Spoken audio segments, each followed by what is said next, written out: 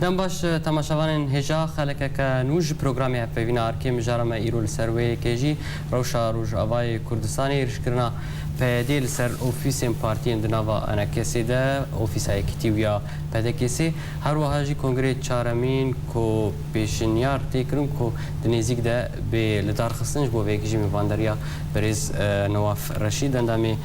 مکتب سیاسی پارتی اکتیا کرد لسوری کریه بریز تو بخیریاتی خردار به سپاس جبوتا و جبو همو کارمنده ارکی سلام و ریز جبو تماشاوان بریز همو زانن او نجاره که کو پیدی اندامن پیدی آلیگرین پیدی هم چه نویلوان بکن ایریشی اوفیسین پارتین دناوا انا کسی ده بتایبتی کیتی و پیدا کسی جی بیجاری خوندنا و جر چیه؟ خوندنا ما وک همو خوندنا بس براستی خرابترین بیجاری بجاره گو هنک دنگن هنن جدروی ماشي وجدروي وانشي بلكي نو دوی كريزي بيوستيا كريزي هي وقناغ جرينجا وهستيارا وافتشتي وهذا بن وانا حرجارك شخوا كرياري قودكن وبلكي مقصود جي ارمان جاوا ام حردو بارتي قوتا وابناف كرن جبرقو حردو بارتي جي انها بهترين حبساده بهترين ضد براوانی کن دبر خاک و زمان و چتی کردواری و کردایتی و براوانی جی دبر پروژه نتوی کردستانی دکن و هر جاره که وها دکن مخابن به جاره گلکی خرابه به جاره وان مالبات شهیده کرن آلاف و کرن عادات دان پیش آخوه يعني از براستيجي ما بستوان جي هو ما بستوان جبو فالايك نابرا ملت بخبخه دا شي بيبي ملت بخبخه شريف دوبكي ملت بخبخه يعني از نزانم اما البات شهيده خدانن جبو خاطري بين بربريا بارتينا بكن وبارغيوان بشوتين يا خرابكن او غوشي الصالي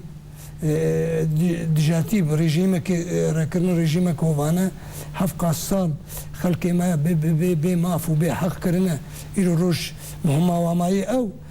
مالبات الشهيدة رجاء ملتي سوري جبو كرياري بيدا كردستان سوريا بو كرياري بيدا دا كتيا نيفيغو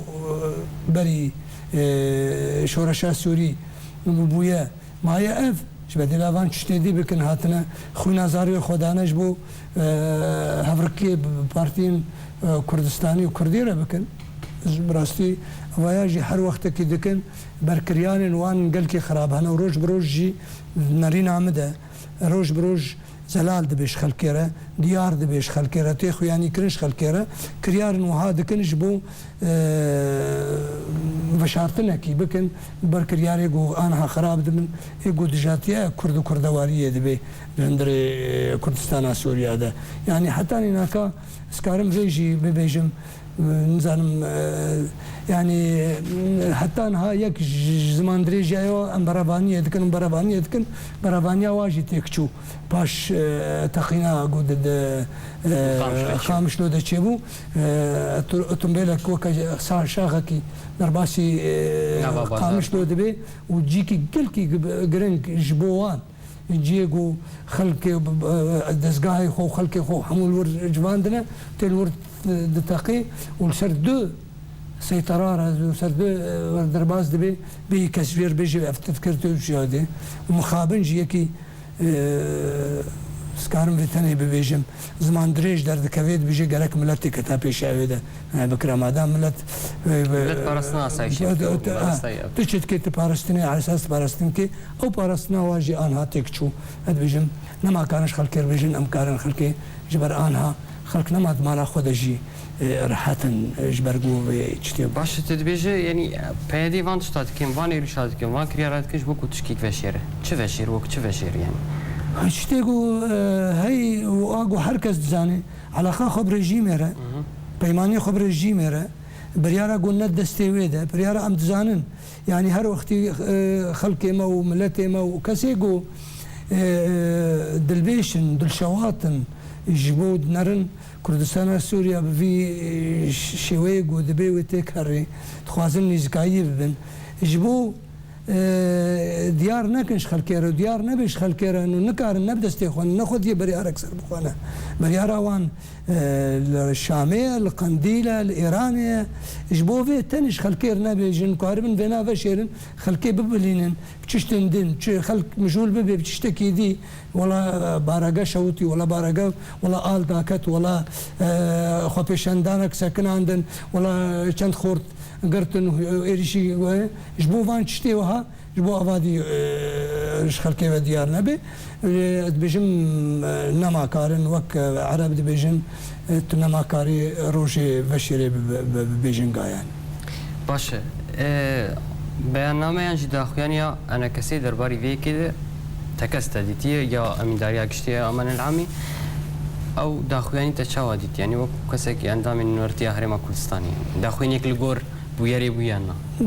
داخواني سياسي بو داخواني جبو طاي داوي نقطنا به جبو بجم جبو حرصك يعني وكعين دائرة الطباشير زي فينا بيجم خلق أكيد خلق ما وتماشفان بزان دائرة الطباشير تشيه أو خلافانا برا دديا جبو زاروك كيديا أساسي وديانا أساسي ودستك الخير دست عيني في بمتكن خلقي ما وملتي ما وام خصنا دائرة الطباشير ده كردستان كرنا دائرة الطباشير ده ودخوازن هر يكي جما دستي بشه ايوا ودخوازن ويدستي راكن شبي فراكن اما عم دخوازن او دستايا بميني وام او هندري دائرة دجي ام بهيرن كردستاني ام تن دخوازن بلكي روج پیش روزی ده دروجاتی ده هر هیوی کبی ام تمو دایم هیوی امید داتینن سر کسی گو خیرخواز ایگود ناوان ده ایش درویوان کردستانی هزین کردستانی ام بیجن بلکی ام وگرن ام نگهن قناغا برا کجیه ام نگهن قناغا خراب يعني ام كاربن تشتي قولي وگر ام الحب وگرن باشتر چیتر ببری برین کور بده. باش ایرشکرنا لسر بارگی هوانای واتیا شهری براکوجی جالی. والله شيء وكوية او ما دكشين وينا او ما دكشين وينا بس ام تماك وافالي تدقرن وافالي تشكنجد. عيني ويدكن بس ام دبيجن بلكي نجي حالا خويني باشتر ام كاربن وقتك هجر لفجرك هبش كسنا هبي ام كاربن هفجرم لمخابن وك مشترك قوت يعني إيرو روش استخدامه خلقي ما زمامه التشتكي نما ما ماي وعجب ماي ماما فان مالبات الشهيده ابنافي مالبات الشهيده شلو دنق قدرناك فيجنا فان مالبات الشهيده نابجن شي خيره خي خوينا زاروي ما رجعتش بو ببي تجارات جواره هون هرن بارقا حزبك بشوتين وخلكي بكن خاين وبكن عميل وبكن او شي خاين وعميل هاجر خيانات وعمالات هبي ما برجيم خيانات وعمالات كريه ما بكثير خيانات وعمالات نكريه ما بكردوارير نكريه وكان جوان اجتماعي كردي شيء صالي ما هفركي وبرافاني دبر حق وما في خلكي خذا كريه شيء صالي رژیم نکاری بو بسری کردستان سوریا بکی ایرو روش بویره خو وان وی پی ده پارتیا پی ده و همون این گریوان بسری کردستان سوریا کرد مخابن. برز زی گوتنی خلکی بجن بلکی گوتنک نخوش بجی اگر ون تقابل بکن دویجن انجمنا داخویانی بیاناتا يعني اف هاكينج بيانات هاكينج داخويني اف خلق دبيجن بلكي تجي دبيزه بله اما شخالكير دبيجن اما ام بارتين سياسيين اما انجمنك سياسيين لشكري وجه هنا بله لشكري ما لشكري رجل هنا واما حتى انا حتاني في ساعتي حتى انا كا ام هنا ضمانا ام دبيجن بلكي ام نهيل طاي داوي خطبه به بس از دبيجن اشترى وجي بيشرو جيره ممكن شخالكير يجي بيجي مشترى يجي بيجي ممكن هيا روجيتين ام نما كاربن امجي واوجي ام كاربن تحمل ببي ام ترسي اذى ترس اذى ام هيفيدكن ام كاربن ضبط نفس اگر ون كارب تحمل بكون نتشكن وجه ام بيجن وقت تحمل نبي ونبما خلكي ما ابيش مرجي جوهاتيه فيدي ابيش مرجي جوهاتيه فيدي خو آماده كريا خو پرورده كريا شخوا كردستان تافيكا وسباس جبو حكومتها هريمي وجبو جناب سروك وكسا شخص كي خود بيني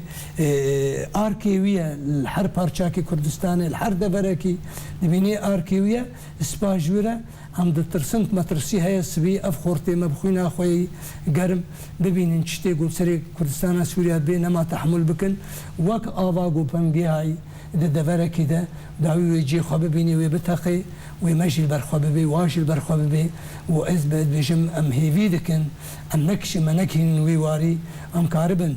براستيجي هو وشيكي بكن خلقي مهرن برافانيا ملتي خو بكن وخلقي من راست هكا راست وهابي كردستان سوري جبو كردستان سوريا كار بكن نجبو من بجي كار بكن خلقي ما ببن لويدي وبكن ولويدي دبري ما وملتي ما بردن وبالصدى خلق بريندار بو وبدهاجي خلق هات كشتن وخانوا وملك واموال خلقي حموشو يعني ونتيجه جي محمد زانن نتيجه كسانا بربرسيارن برده وافاياوي بكي واتكي امجي واوجي نكاربن ام هيفيدكن ام كاربن خضبط بكن حتى نيجو او وين هفالي خو توجهتكن كو إيري شوانجينا كنيان أم هفالي خو هفالي ما مقتنع عن السياسة عامة هفالي ما حتى وقتها مقتنع عن سياسة عن سياسة هذيك وبيش مرقا آماده نجبو برافانية بر كردستان رجع أفاده بس كردستان رجع أفاد وقتا كده بي وقتی بی چتیگو آنها ایرو روش دبی و کس نما کار بی و روش بروش خراب بی و چاخه برپرسیاری و آوان بی و نعامه بی اما چتیل خواه مکر و مکاری با ام ضبط نفس بکن حتی و چاخه و بگی و قناغه اما و چاخه ببیجن خلق و همو خلقه موقع کردستانی و همو کسی خیرخوازی و بالبشتی تفكيرات سياسي كردي وبسكريكا كردستان سوريا وبيجن والله بانجا اميرا تشتيل خاكر بس جهه خناغا كنا ما تحمل برز من ابرك بستين جارك تبد قرن تماشا نهجان ابرك كرد جارك دل واحد قرن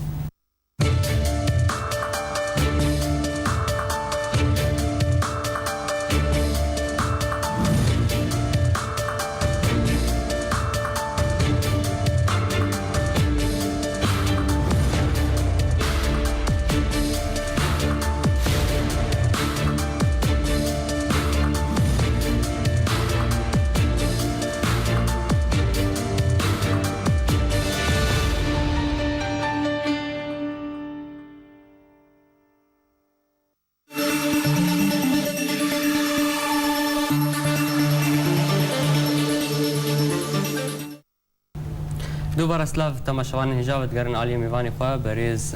نواف رشید اندامی مکتبه سیاسی پارتیه کتیا کرد بریز هر لسر فهم جارید مینن چما پیدی جوال ترس؟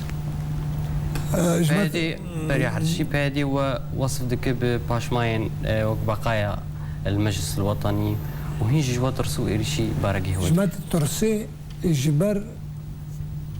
قلتناك بعربي هيات بلا يصح إلا الصح أو تزانن أم راستن أم صحن الناس بس ماذا ترسي يجي بيش مرقي روجي ترسي وباورياوي أو تزاني معناها أف قوتنا قوت بيجي وقتك يجمر دقو مالباتي شهيدة قبولناك نافيا بقوية بيجي بيقوهرتن نافيا بقوية بيجي قوهرتن وقهداري جي المالباتي الشهيدة أنا كرن قوات سوريا الديمقراطية ويلو بري واندانا تشي كودي جد بي أصح أول بس إما أم زانش بس حساباش بيش مرقي روج لكن جبر قد زانن بدها خلقي ما وملتي ما بنشاري بوارن بصدا خلقي ما بنشاري بوارن وقتي بيش مرقي روج بسر عرضي هبن ايوان يك دوام تشت زيدي بويا راكي تشي بويا زيدي اسمونا كي تشي بويا درباس كرنا شهيدين روج يقو درباسي كردستاني بن بدها بيش مرقي يا بقادشن اوجي ملتي من اوجي زاروكي من اوجي خوينا والباما بوهاي درباس دبن صد كس بواردنا نامش بس قو بيش مرقاق دتشيج آوا سيمالكا آوا دجلج سيمالكا خلق دندوف حتى عسجا وقامش عمودي وبحزارا خلق دندوانا او تزانن او بيليهاني او حسابها جوا بيلاتك ئەو زانن بەس نەچارن نکارن نەخۆدی قەرار و بەریارێ نەگو بمارە بکن و ناخۆدی قەرار و بەریارە نەتەوەی کوردستانی نەشی چشتێکی مە وان ئانها ئێمە ئەز وەک شەخصێکی کەسایەکی ئەزگی هامەوەی قەناعەتی گرێدان نابانامە وان دەتونە قاسمێ مشتەرەك نەماوێت نابەرامەت ji ber wê yekê nikarin bera bikin mewzueyê me Kurdistanê mewzueyê me Kurdewarî ye mewdueyê me Kurdistana Sûriya ye mewdueyê me parastina deverê Kurdî ye mewzueyê me parastina xak û ziman û rumûz û al û pêşmergê Kurda ye heta niha ji hûn jî pêdin neru Partiya Kurdî em lê nerin wek Kurd bilê ew xwe Kurd nabînin ew xwe nabîne Kurd tayekî dihêlin em tayekî dihêlin em ji ber got kesên ême hêviyê nabînin şaştî ku em nabînin şaşîtiye em dibînin hêna hêviyê me ji milletê me em bêhêvî nebûne ji milletê xwe kesên henin ewana êgo rêkeftin kirine êgo peyman kirine bi dijmina re bes em me hêna hêviyê me hene ev malbatê şehîda ev ê got donî êrîş dibirine baregeha ئێمە هینا هیڤیام هەیە گۆ سبێ و دەست بە و ڕۆژێک دی و 10 ڕۆژ دی و 15 ڕۆژ دی و مە هەکدی و خەڤەگەرن بێمە چ کرد مجەریما کرد لێو نەبووان کەساردرون بوون سەرکردەیان بەری بەس ئەو خەڵکێمەش مەرە گرنگن مهمن ئەوانە ئەو خەڵکێمە هیڤیێمە و میدامەن ئەم حەز دکن خەڵکێ ڕودنین و نەبووان کەسا ڕودنین و بنوێری وان ڕودنین باش ئەم وار درونن ئەم دخوازن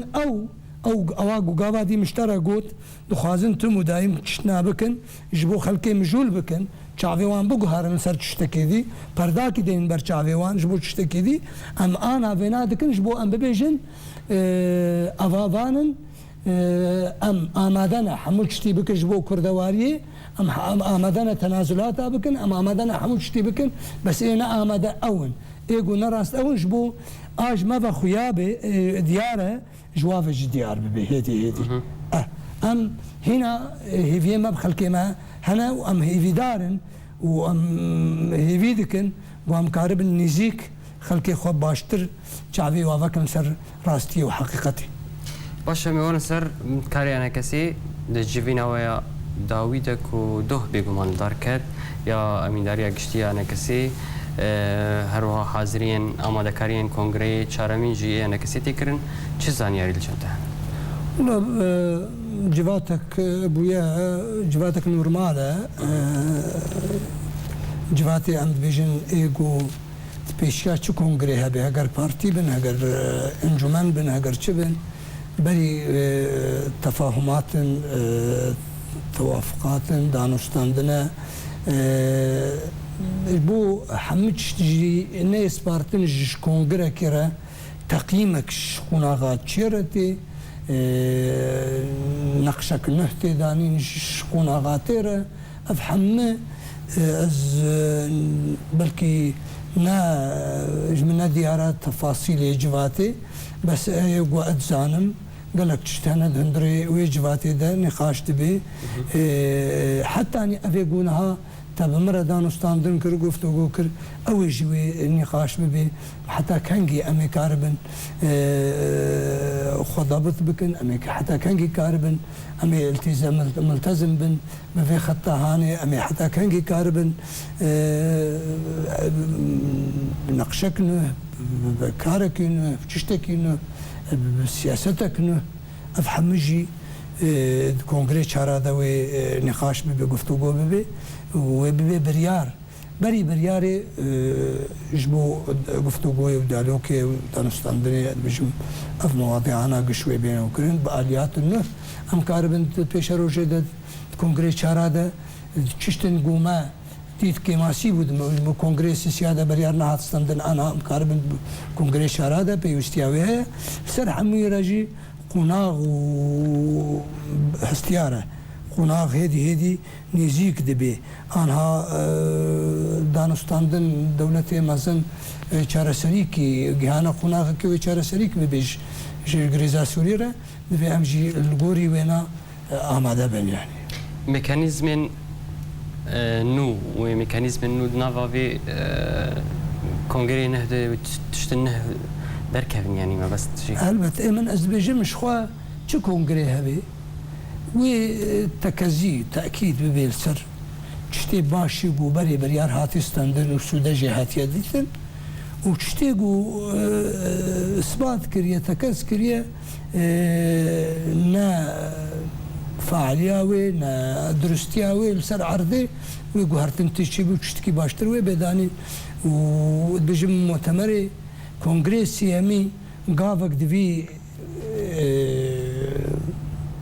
تجاهي دبو اشاره دوي تاكيد سر تشتيقو تشتكي باش تشيبو ادوادتنا بو اساسياجي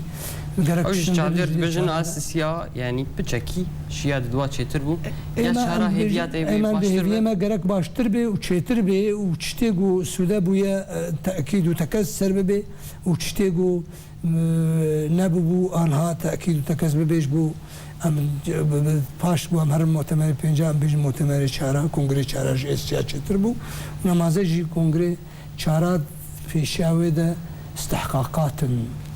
وقناغ ومرحله واستياره استحقاقات قلكي قرنقتي خوست ناكو كيدنا بارتيات هن قال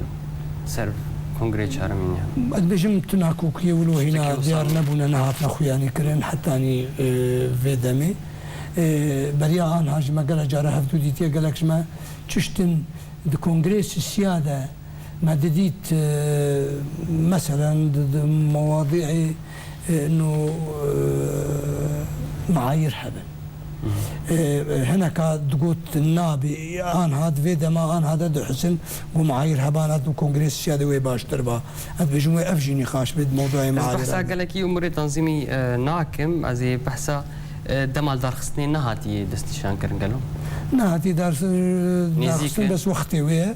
اوجي وغريداي بكوميتك امادكار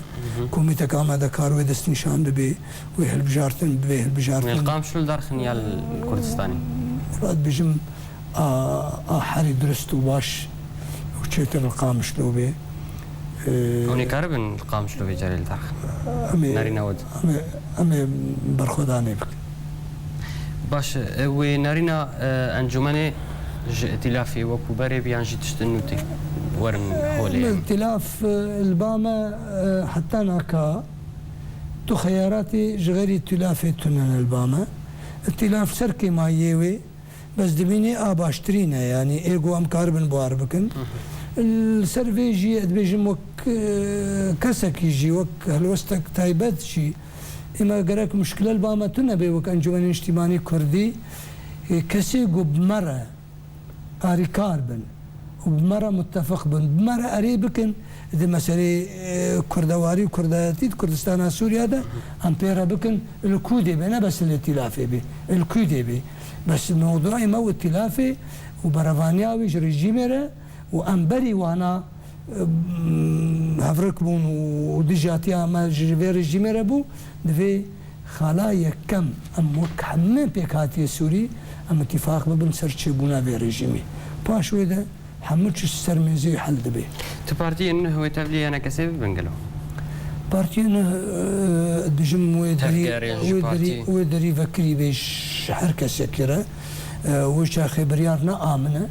ونا بارتي امنه وكساتي جنا حزب جيب بارتي امنه او دمينيج مؤتمر او مؤتمر وبرياري بستني قالك درباس بي درباس نبي وادبجم بارتي اغوبي قبول بكي حمو ارمانجي بي وحمو تشتيقو جبو هنا قبول بكي وش ما قبول زانياري جنتهان تو بارتي فقرن يانا تو زانياري البام انا تناز بيشفرو بارتي كجيريز واحترامي الباما وحتى اني انها اما ام حست كن بقري ود بجمت بارتي جيتنا انا نخوازن بقري ود بجم قرك عين ديالوج وقفتوجي بوارب بيش بو بقري باش هل وستواج لدوان سكرتيري بارتيا بيشفرو حميدي حجدروش يفي داوي تشاون مثلا بشار الاسد او تايبت من دياويه خصوصياويه مختلف مبيرة او دبيني نشونا عمل ريجيمي غلط واز بينم صاحبو ام نچون با رژیم بجم اما رأیاویه او جی حل دبی مسئله تبعید حل دبی نه اطار كسايتي وشخصاتي حل دبي رأياوي ورأي حزباوية أمريز تكون احترام تكون أي روج ند أنجماني ده بس بي وقتي كذا أنجماني ده وهل وستا يوصل من ما تشيد بقى بيك هجر ديك بناء بجم من دسبيكن هاشترا قوم قلت شو بارتيا قو بيدر باسي أنجماني ببي وقتي بخالي بأرمانج وخالي واتفاقيات وأهداف في